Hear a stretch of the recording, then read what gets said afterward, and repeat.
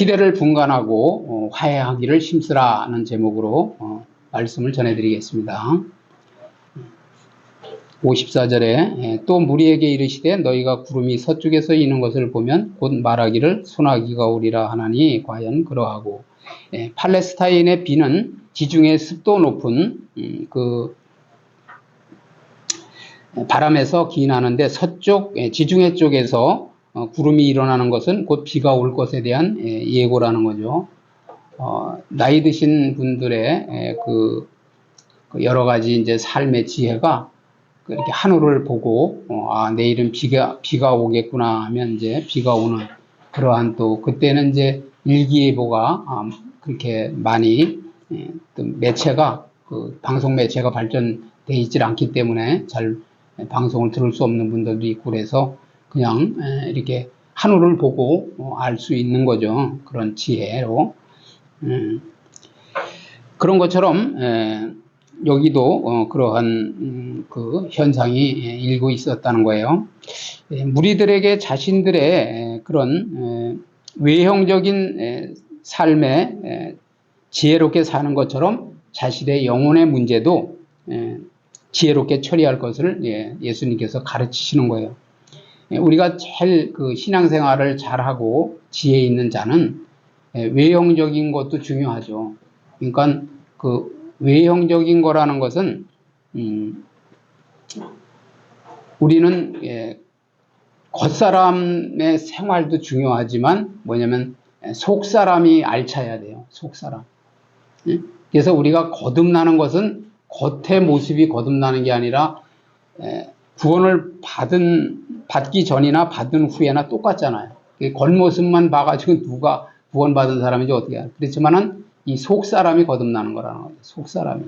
그래서 우리가 이 세상에서 다른 그러한 세상적인 어떠한 지혜를 가지고 아무리 그 훌륭하게 살아간다 한들 영혼의 문제를 소홀히 여기고 모른다면 그것은 가장 어리석은 삶이고 가장 뭐냐면 미련한 삶이라는 거죠.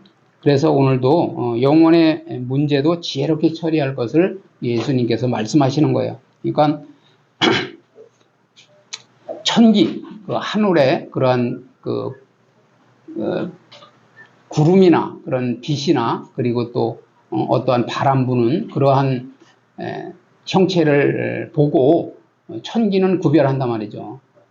지금 계절은 어느 때이고 또 추울지 태풍이 올지 이런 거를 알면서 실은 내가 인생을 살아가면서 시대를 몰라. 시대. 우리는 하나님의 역사 속에 살아가는 거예요. 하나님의 모든 것은 예수 그리스도를 중심으로 이 세상이 운행되고 있는 거란 말이죠. 예수 그리스도께서의 그 역사의 주관자가 되시는 주관자, 주인이 되시는 거란 말이에요. 그래서 하나님의 섭리를 벗어나서는 우리가 그 어떤 것도 다 부질없는 거고 허무한 것이라는 거예요. 그래서 하나님의 뜻 안에서 우리가 하나님의 계획 안에서 내가 거기에 쓰임받고 있다는 거 그리고 또 그 역사의 주관자 되시는 하나님의 섭리를 알 수 있다는 것이 얼마나 축복인지 몰라요. 55절 보시면 남풍이 부는 것을 보면 말하기를 심히 더우리라 하나니 과연 그러하니라. 그죠? 이 역시 팔레스타인의 지리적 조건에 의한 일반적인 현상으로서 남쪽에서 불어오는 바람은 곧 아라비아 광야 방면에서 불어오는 바람을 뜻하며 따라서 이 열풍이에요. 열풍. 이 열풍은 더운 날씨를 예고해 주는 거라는 거죠. 그러니까 좀 전에 말씀드린 대로 바람의 방향을 보고 그리고 비가 올지 또 소나기가 올지 아니면 그러한 그 더울지 또 서늘한 바람이 불지를 날씨가 될지를 알 수 있는 것처럼 그러한 일반적인 현상이었다는 거죠. 그래서 날씨를 예견하고 곡식을 창고에 쌓는다든지, 그죠? 그리고 배에 싣고 나가서 이제 팔러 나가든지 또 싣고 이제 이동을 한다든지, 그리고 여행을 또 여행을 위해서 짐을 꾸린다든지, 그죠? 그런 것을 모두 뭐냐면 날씨를 예견하고 하는 거라는 거죠. 그래서 그런 우리가 경험의 그 유익함을 명심해야 돼요. 왜 그 옛날 분들 그러니까 농사를 잘 짓는 것도 마찬가지야. 사회생활을 잘하는 것도 마찬가지란 말이에요. 사람들이 다 신앙생활을 제가 또 말씀드리는 거지만 신앙생활을 하면서 하나님 앞에 불과 같이 물과 같이 연단을 받는 거예요. 우리가 새가 모양이 이렇게 저기 뭐냐면 내가 원하는 모양이 아니에요. 그러면은 그냥 그 용광로에 집어넣고 막 이렇게 뻘겋게 달궈질 때까지 이거를 뜨겁게 달구잖아요. 그 다음에 꺼내서 내가 원하는 모양대로 망치로 때려가지고 날카롭게 만드는 거예요. 내가 원하는 모양대로 만드는 거란 말이에요. 그러니까 하나님께서 우리의 신앙생활도 그렇게 하신다는 거예요. 그렇게 하신다고. 여러분들이 그것을 빨리 감지하셔야 돼요. 그래야 하나님께서 이건 하라는 거로구나. 이건 하지 말라는 거로구나. 내가 지금 하나님의 뜻대로 쓰임받고 있는 거로구나. 아니면은 지금 내가 딴짓을 하고 있는 거로구나 하는 걸 알게 된다는 거예요. 그러니까 이 경험, 그래서 목사님들이나 또 신앙에 연륜이 있는 그런 권사님들이나 또 어떤 성도님들이 하는 말을 절대 여러분들이 흘려들으면 안 돼요. 흘려들으면 안 된다고. 제가 항상 말씀드리는 것이 뭐냐면 미리미리라는 거예요. 미리미리. 유비무환이라고 그러잖아요. 유비무환. 미리미리 생각하고 미리미리 준비하고 미리미리 예방을 해야 돼요. 예방. 그래서 56절 보시면 외식하는 자여 너희가 천지의 기상은 분간할 줄 알면서 어찌 시대는 분간하지 못하느냐 이렇게 책망을 하시잖아요. 기상의 변화는 짐작하면서도 그죠? 좀 전에 말씀드린 대로 천기는 잘 이렇게 분간을 해요. 그러면서도 시대의 징조는 구별하지 못한다는 거예요. 지금이 그 어떤 시대인가? 시대가 뭐냐면 그 마지막으로 갈수록 제가 먼저도 말씀드리지만 이제 마지막 때가 가까이 올수록 더 뭐냐면 세상이 흉흉한 거예요. 더 평화로운 게 아니라니까. 왜냐면 사단 마귀도 자기가 이제 있을 날이 얼마 남지 않은 것을 알기 때문에 더 뭐냐면 발악을 한단 말이에요. 더 믿는 사람들을 막 유혹해서 넘어뜨리려고 하고 그리고 막 천국의 자녀로서의 하나님의 자녀로서의 삶을 살지 못하도록 갖은 뭐냐면 그 전략을 써가지고 막 어렵게 만든단 말이죠. 그러니까 옛날에는 뜨겁게 기도도 하고 뜨겁게 말씀 받고 부흥회도 그냥 뭐 4박 5일씩 뭐 일주일씩 했단 말이죠. 그렇게 새벽부터 낮에 그리고 또 오후 밥 먹고 그리고 또 저녁 시간에 그렇게 해서 뭐 하면은 막 한 9시, 10시, 11시에 끝나고 어떨 땐 12시까지 하고 막 이랬어요. 보통 설교하면 막 3시간씩, 4시간씩 갔다니까, 강사님이. 그랬는데 지금은 이제 등 따숩고 배부르니까 솔직히 부흥회를 해도 어떨 땐 새벽도 안 하고 그냥 저녁 시간만 한다든지 이렇게 자꾸만 이렇게 약화되어 가는데 우리들이 이 시대를 잘 분별하고 더 마지막이 가까이 올수록 더 깨어서 기도하고 뭐냐면 영적으로 깨어 있어야 된다는 거예요. 그래서 시대의 징조를 그러니까 기상의 변화는 짐작하면서도 시대의 징조를 구별하지 못하고 있는 현실을 안타까워하시는 거예요. 예수님께서는 메시아와 그의 나라를 기다리고 있는 척은 하지만은 사실은 그와 그의 나라를 받아들이고자 하는 마음이 없다라는 거예요. 우리가 신앙생활을 하면서도 천국에는 가고 싶고 그리고 하나님께 칭찬 듣고 싶고 상급을 받고 싶고 하지만은 실질적으로 내가 정말 하나님의 말씀을 내 신비에 새기고 그리고 받아들이고 순종하고 결단하고 손해가 되더라도 나아가느냐 그게 중요한 거예요. 정말 믿음이 있노라 하면은 교회에서도 보면 그래요.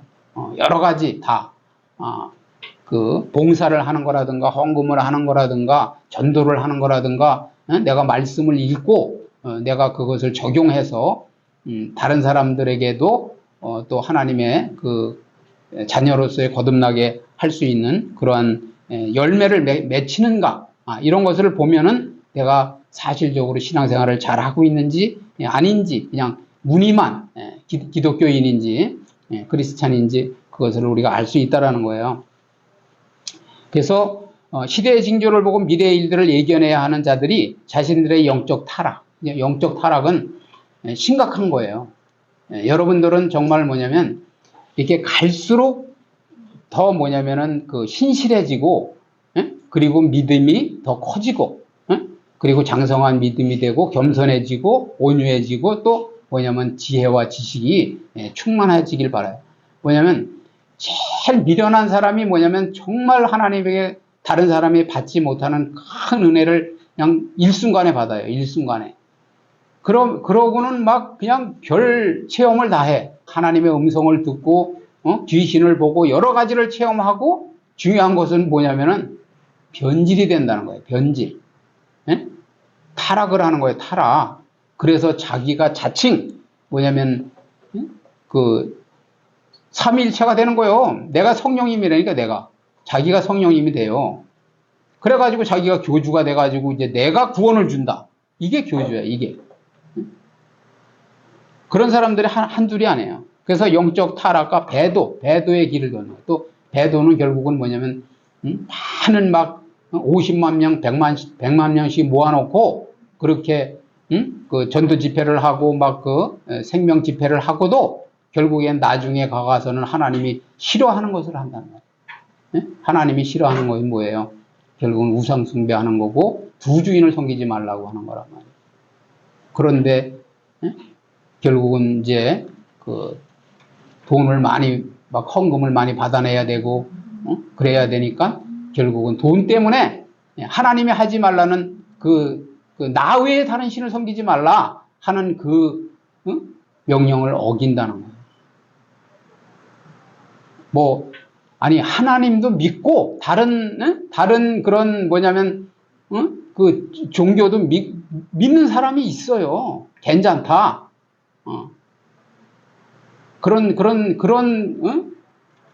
그렇게 배도하고 그렇게 뭐냐면 변질돼가는 사람들이 있다는 거예요. 이걸 여러분들이 그러한 눈이 열려야 돼요. 설교를 듣든 유튜브를 통해서 설교를 듣더라도 그런 것을 여러분들이 골라내야 돼. 이 사람은 지금 다른 성경에서 말하는 구원도 아니고 성경에서 말하는 신앙생활이 아닌 다른 잘못된 것을 지금 주장하고 있고 그런데 거기에 뭐냐면 가입돼서 구독해서 하는 사람들이 몇천 명, 몇만 명이요. 그리고 신비주의로 몰고 간단 말이죠.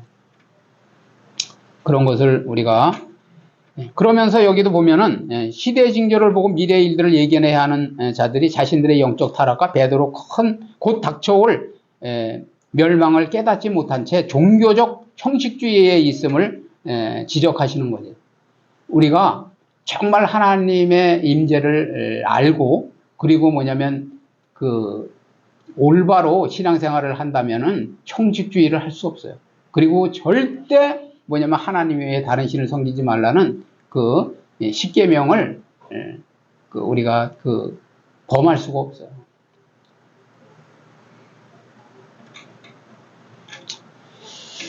전도서 9장 12절 같이 읽어보시겠어요? 분명히 사람은 자기의 시기도 알지 못하나니 물고기들이 재난의 그물에 걸리고 새들이 올무에 걸림같이 인생들도 재앙의 날이 그들에게 호련히 임하면 거기에 걸리느니라. 그죠? 자기의 시기는 뭘 말하느냐면 불행의 때와 죽음의 때를 함축하는 말로도 쓰였다라는 거예요. 자기의 때를 알지 못한다 그러잖아요. 자기의 시기도 알지 못한다 이렇게. 그런데 자기의 시기는 불행의 때와 죽음의 때를 함축하는 말로 쓰였다는 거예요. 그 다음에 본절의 그물과 올무는 하나님이 심판을 행하시는 상징적인 표현으로, 그죠? 심판을 행하시는 상징적인 표현으로 쓰였다라는 거예요. 그것은. 그래서 57절 보시면 또 어찌하여 옳은 것을 스스로 판단하지 아니하느냐. 유대인들이 시대의 징후를 분별하려 하지 않음을 책망하는데 그치지 않고 올바른 판단을 하도록 촉구하는 거예요. 촉구. 그러니까 우리가 여기서는 스스로가 강조되고 있는데 이는 일반 유대인들이 하나님 앞에서 바로 행동하지 않고 바리새인이나 서기관들 같은 거짓 지도자들의 판단에 의존하려 한 것이 자의에 의한 것이며 그리고 따라서 그 책임에 대한 변명을 할 수 없음을 지적하는 말씀이라는 거예요. 이건 무슨 말씀이냐면 여러분들이 만약에 혹시라도 제가 만약에 잘못 가르친다면 그것을 여러분들이 골라내야 돼요. 골라내야 된다고. 그냥 만약에 잘못 가르쳤는데 여러분들에게 그냥 그걸 믿고 따랐어요. 그러면 그 책임은 누구한테 있어요? 나한테, 저한테도 있지만 여러분들한테 책임이 있는 거야. 여기 말씀이 그 말씀이라는 거야. 바리새인 서기관들이 풀어내는 거짓 사도들이 풀어내는 그 이론에 따라 진리에 따라서 그냥 따랐다는 거예요. 의존하고 그게 맞다 이렇게. 그랬을 때 그것이 자의적인 거기 때문에 따르지 말아야 될 것을 자기가 따른 거잖아요. 그렇기 때문에 그 책임에 대한 변명을 할 수 없다는 거예요. 나는 몰라서 그랬다. 이유 안 돼요. 그렇기 때문에 저는 항상 설교를 들을 때 똑같은 본문을 가지고 2번, 3번 들은 거예요. 2번, 3번.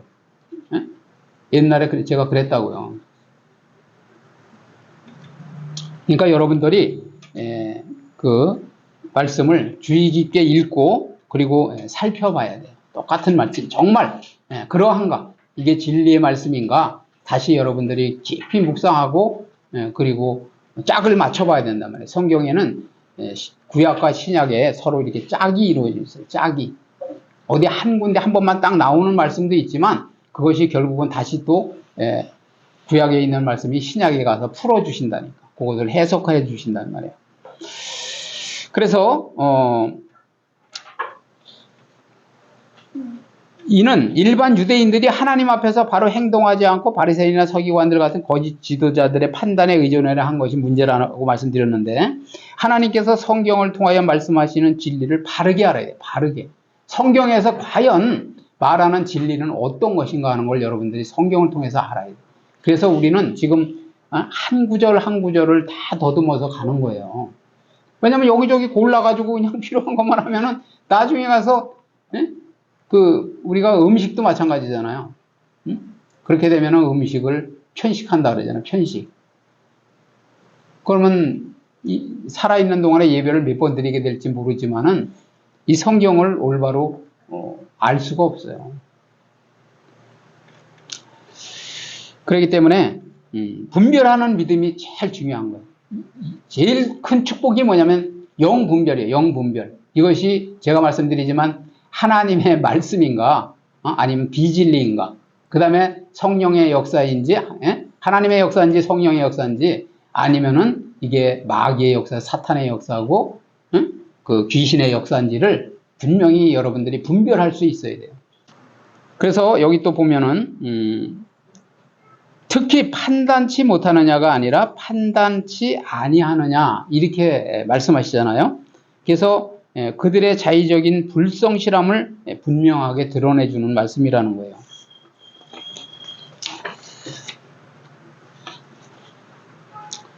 자, 58절 보세요. 네가 너를 고발하는 자와 함께 법관에게 갈 때에 길에서 화해하기를 힘쓰라. 그가 너를 재판장에게 끌어가고 재판장이 너를 옥졸에게 넘겨주어 옥졸이 옥에 가둘까 염려하라. 우리가 참 법정에 안 가는 것도 큰 복이에요. 본문의 핵심은 법정에 서기 전에 화해를 하라는 거. 화해. 제가 먼저 말씀드리지만은 제일 우리가 먼저 화해를 해야 될 분이 하나님이에요. 하나님. 하나님과의 화해가 먼저 이루어져야 돼요. 그래서 화해를 해서 문제를 해결하는 것이 가장 바람직한 일이라는 거예요. 그러니까는 어떠한 송사에 시말리거나 그리고 어떤 사고가 생기거나 그러면 합의를 봐가지고 오라 그러잖아요.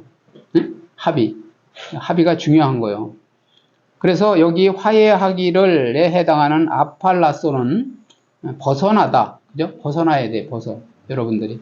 그리고 떠나다의 의미를 갖는 법률 용어로서 고소자로부터 벗어나 자유한 상태에 놓이는 거예요. 소송을 당하면 생활이 안 돼, 생활이.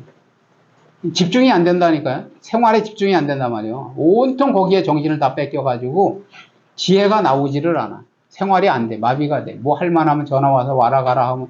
그래서 가능하면 그런 송사에 휘말리지 말아야 돼. 그러면 생활이 안 되면 결국은 이제 그 물질적으로도 어려움을 당하고 여러 가지가 마비가 되는 거죠. 직장을 잘린다든지 여러 가지 그렇게 된단 말이에요. 그래서 중요한 거는 뭐냐면 빨리 그 화해를 하라.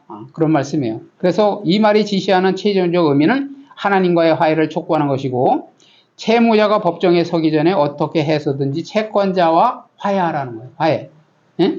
감옥에 갇히시, 그것이 결국은 다시 말씀드리지만 감옥에 갇히지 않는 방법이라는 거죠. 빨리 화해를 해야 돼요. 유대인들도 하나님의 심판이라는 법정에 서기 전에 하나님과 화해해야 된다는 거예요. 응? 그것은 늦기 전에 시대의 징후를 분별하라는 거죠. 시대의 징후를. 그리고 회개하고 바로 된 삶을 사는 것을 의미한다는 거예요. 여러분들 뭐냐면 그 영적인 회개든 육적인 회개든 회개는 빨라야 돼요. 어떤 하나님께서 어떤 사인을 주시잖아. 죄를 깨닫게 한단 말이에요. 내가 그 요새 예배가 잘 안 되고 있다든지, 아니면 내가 어떤 그런 간음을 행했다든지, 또 먹지 말아야 될 그런 악한 생각을 품었다든지, 또 하나님을 좀 불신하는 생각을 가졌다든지, 그 모든 것들이 빨리 해결을 해야 돼. 그렇지 않으면 죄가 쌓이는 거예요. 쌓여서 그것이 결국은 내가 그 어려움을 당하는 그런 계기가 된다라는 거예요. 그리고 여기 길에서 라는 표현은 시간이 한정되어 있음을 암시하는 말씀이에요. 기회가 있을 때 늦기 전에 속히 하나님과 화해하라는 것이라는 거죠. 그래서 다시 말씀드리지만 우리가 내일을 몰라. 내일을. 좀 전에 우리가 읽은 말씀도 그렇잖아요. 우리가 그물과 올무에 걸리면서도 자기의 시기를 알지 못한단 말이에요. 그런 것처럼 뭐냐면 이 기회가 마지막이라고 생각해야 돼요. 마지막이라고. 그래서 오늘이 내 인생의 마지막이다 생각하고 살아야 가장 뭐냐면 복된 삶을 산다고 그러잖아. 가장 현명한 삶을 산다고 하잖아요.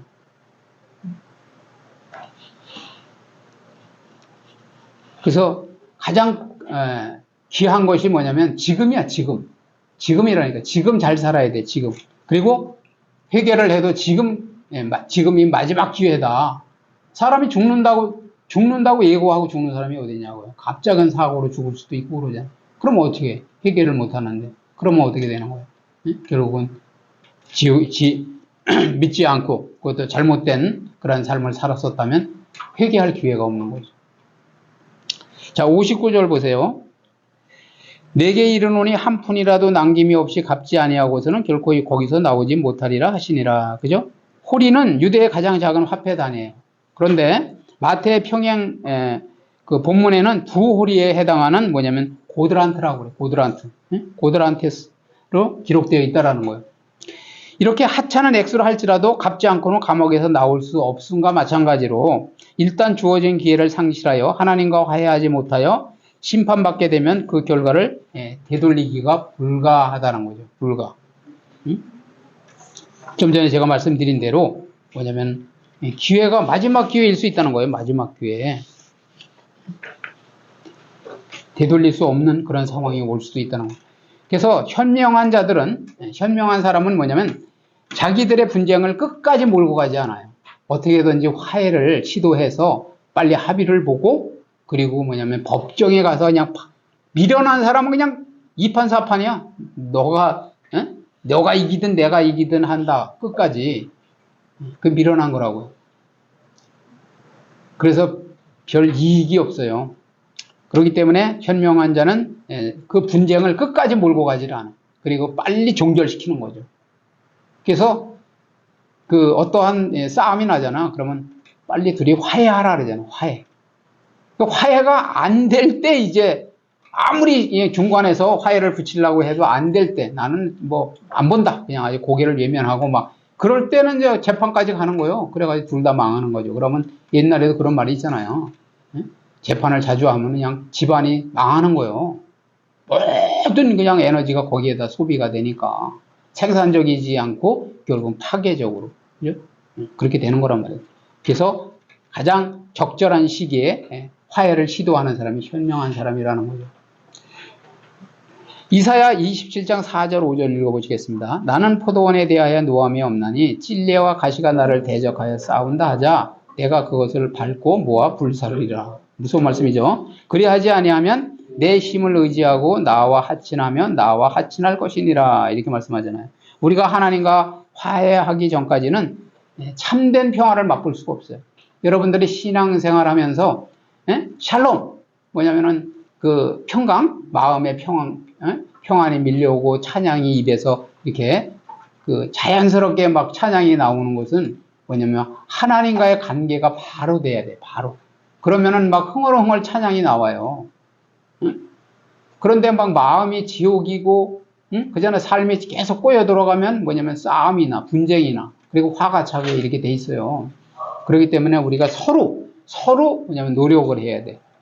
하나님과의 뭐냐면 화친을 통해서 이웃에게도 평화를 줘야 돼. 평화를 줘야 된단 말이에요. 그럴 때 웃음꽃이 피고 그리고 복된 삶을 살 수 있는 거죠. 결론을 말씀드리면 천기를 분별하듯이 종말의 징조들을 보고서 예수님 재림의 때가 가까웠음을 분별하라는 교훈이라는 거예요. 우리가 지금 그러니까 시대적으로도 그래요. 시대적으로도 뭐냐면은 지금 더 뭐냐면 막 그 살인 사건이 많이 일어나고 도둑질이 강도 그렇게 보니까 가짜 총을 든 사람의 식당에 가서 막 사람을 이렇게 막 위협해가지고 그 막 이렇게 재물을 쟁취했는데 결국은 가짜 총이었어. 그런데 진짜 총을 든 사람이 쏴가지고 죽은 거예요. 가짜 총을 든 사람. 그런 것처럼 뭐냐면 점점 뭐냐면은 범죄 수법도 이제 더 아주 악랄해져 가는데 그런데 우리가 그런 것을 보면 이제 마지막 때가 가까워 온 것을 알고 우리가 더 영적인 부분에 뭐냐면 귀를 열고 눈을 열고 그리고 육적인 그런 먹고 사는 문제도 꼭 우리가 신경을 써야 되겠죠. 그렇지만은 중요한 것은 뭐냐면 영적인 부분에 먼저 눈을 열어서 하나님이 인도하시는 대로 따라 사는 것이 가장 지혜로운 삶이라는 거예요. 그래서 시대를 분별할 줄 알아야 돼. 지금이 때가 어느 때인가, 그죠? 때가 정말 마지막 때인데 지금 뭐 막 예를 들어서 얼마 안 있다가 종말이 올 텐데 내가 막 한 10년 걸리는 빌딩을 짓는다. 그럼 되겠냐고요. 그런 말씀을 드리는 거예요. 두 번째는 그래서 개인 종말이 있어요. 개인 종말. 개인 종말은 좀 전에 말씀드린 대로 갑자기 세상을 떠나는 사람이 많잖아요. 교통사고나 여러 가지 화재나 여러 가지로. 그런데 그것을 누가 예견하느냐 말이에요. 그리고 또 질병으로 또 세상을 떠난 사람, 시한부 인생을 사는 사람도 있잖아요. 갑자기 진단을 받아가지고 말기합니다. 이렇게 할 수도 있고. 그것이 개인 종말이에요. 그리고 우주적 종말은 이제 예수님께서 오신다고 했기 때문에 그것도 언제 오실지 몰라 우리가. 그렇기 때문에 항상 깨어서 준비하고 예배하고 있어야 된다는 거죠. 그 다음에 두 번째는 하나님의 진노 심판을 당하기에 앞서서 회개하라는 거예요. 그죠? 회개하고 빨리 하나님과 화해할 것을 촉구하는 예화의 말씀이라는 거예요. 세 번째는 뭐냐면 은혜와 축복을 주시려 벌리신 그리스도의 손을 붙잡고 그리고 평화를 맛보는 그러한 삶을 살아야 돼. 예수님께서 수고하고 무거운 짐진 자들아 다 내게로 오라. 내가 너희를 쉬게 하리라고 말씀하셨는데 내가 끝까지 내 인생 문제, 내 내세 문제를 해결하겠다고 발버둥을 치는 것은 가장 어리석은 삶이라는 거죠. 그죠? 그래서 나는 온유하고 겸손하니까 내게 와서 배우라 이렇게 말씀하셨잖아요. 그래서 우리 모두는 하나님 우리에게 축복을 주시려고 손을 벌리신 예수님의 손을 붙들고 그리고 참된 평화를 맛보며 우리의 삶을 영위해 나가는 복된 삶을 사시기를 주님의 이름으로 축복을 드립니다. 아멘.